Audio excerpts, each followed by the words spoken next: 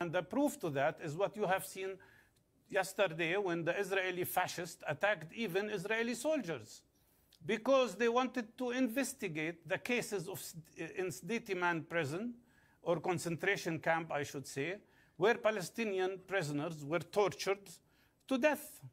They were beaten, they were starved, they were shocked with electrical shocks, they were hanged, and some of them had their hands amputated because of the chains that were put on them, and some of them were raped. Sexual abuse and rape happened in Israeli prison, Sdetiman, by Israeli soldiers. That's not my report, it's the Washington Post report. How could Israel live with that and still claims it is a democracy and claims that it is supporting human rights and that it is conducting a defensive war?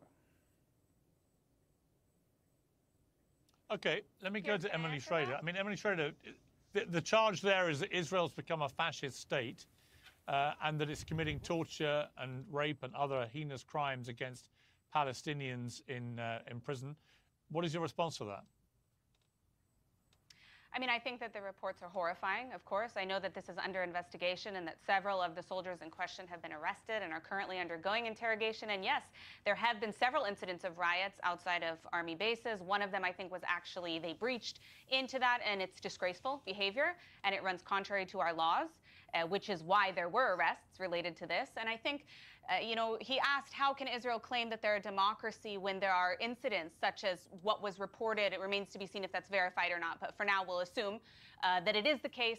How can that happen in a democracy? And the answer is, when that happens, or if that happens in a democracy, those people are arrested and those people are tried. That is. In this jail, ladies and gentlemen, in this jail, there are people who had their hand amputated. They cut off their arms or their legs, because they had them in this position for so many hours on purpose. This is not me saying it. This is the New York Times, the Washington Post. This is not something I'm just trying to score a point against these fucking idiots. They said that some of them, their arms were amputated because they lacked so much blood that they had to cut it off after a while. And there's a lot of mass rape. And they play music, so loud music, 24 hours a day, that some of the prisoners, the ears are bleeding. What I'm telling you is, Israel is a scourge on the Middle East. The Palestinians are facing the worst enemy. It's like having every cancer that the body could get, and this is who their enemy is.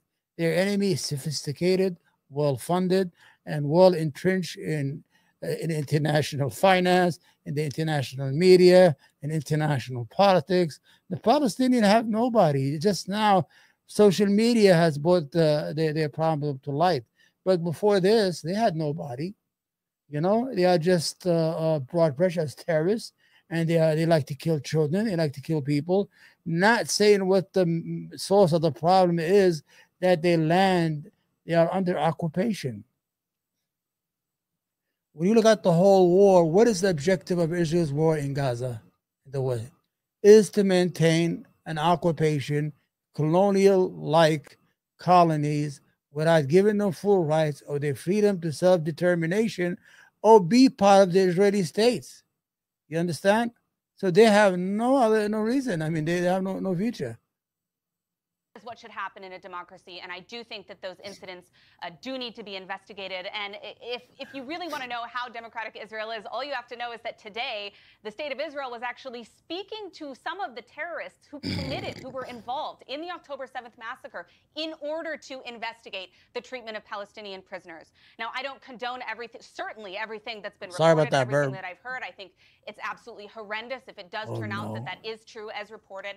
However, the fact that we are investigating it alone shows when you look at how people reacted to what happened on October 7th. You know, Hamas tried to claim falsely that rape wasn't something that was condoned. It turns out from the materials that were recovered from the terrorists themselves, including their instructions that were given to them by Hamas, in those instruction booklets, they had religious approval to commit acts of sexual violence.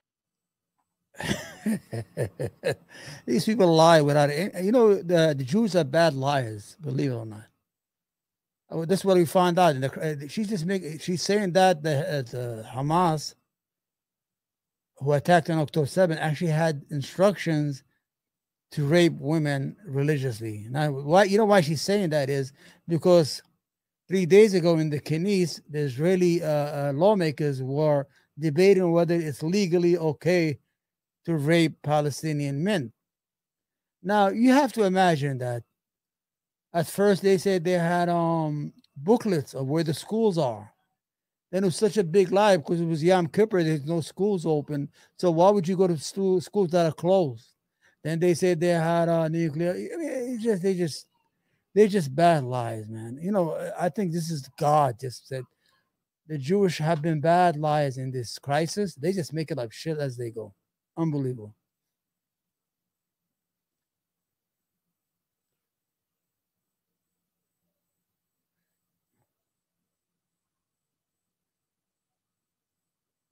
What happened? I think the internet here is slow. Civilians that day, which was committed against both men and women, as we have seen from survivors as well as lie. Unproven, debunked by every newspaper in the United States. Lie. In addition to that, what we also found on the terrace was that there was a list of words of how to say certain phrases in Hebrew. A lot of them make sense in order for the terrorist operation that they were carrying out, you know, certain terminology that they needed in order to get around physically. But something that really stuck out to me when I looked into this is that on that list of words that they learned how to say in Hebrew to their victims was take off your clothes and take off your pants. Now you tell me, why would someone open your legs? I swear on everything I love that this bitch just made it up. She just pulled it right out of her ass. Right out of her ass. As he was talking, he said, how can I lie so bad that my handlers in Tel Aviv will say, well, you know, she's a good liar. You know, she was a failed actress in Hollywood and she had to leave. She's from California. So, you know, she could not do the porno industry. So she's a good liar. But it's such a fucking lie. She just pulled it right out of her ass, ladies and gentlemen. Oh, yeah, they just learned these words. They speak fluent Hebrew, stupid.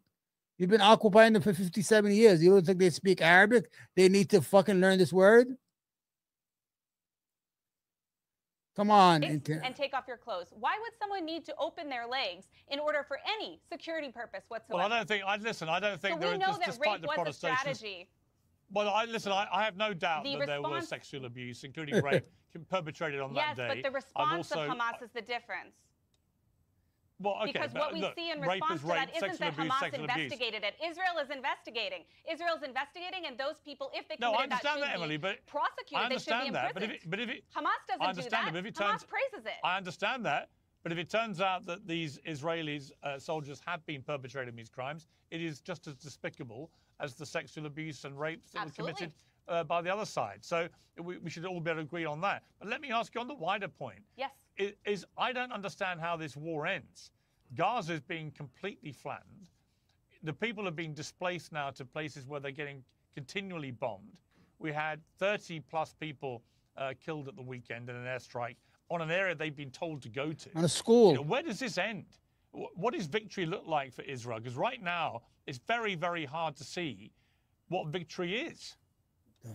There is no victory. I mean, I think that Israel does need to come up with a better strategy. I actually agree with you, Shai Fleischer, on that. I do not agree with him, however, about resettling Gaza. That's something even the Prime Minister flatly rejected, even in his speech in Congress, and I'm not a supporter of his. So that being said, I don't think that's on the agenda. I think that Israel needs to come up with a plan in order to allow Palestinians to have their own self-determination in that territory at some point. A two-state solution, not something we can even speak about now, unfortunately, because I think far too much of the population rejects the right of Israel to exist in any capacity. But there does need to be a longer-term strategy when it comes to this. I also have to mention that part of the reason this has continued to go on is because Hamas continues to hold those hostages. I mean, if you give back those hostages, you're taking away a lot of incentive. I mean, Hamas has been really demoralized. They've really been How many destroyed lies for do the I have to sit here majority. before I get a chance through the majority of this organization. But I do think that Israel needs to come up with a better plan for a long-term exit strategy when it comes to dealing with Gaza, and also. Well, I don't think, with respect, I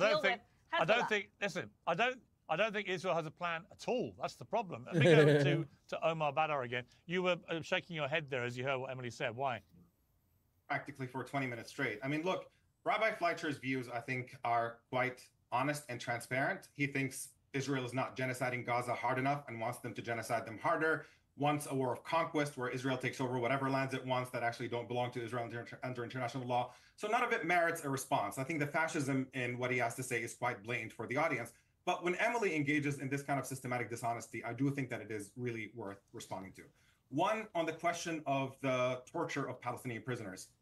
You have a situation in which every major human rights organization in the world, Amnesty International, Human Rights Watch, even Israeli human rights organizations like B'Tselem and others, say that there is systematic torture of Palestinians in Israeli dungeons.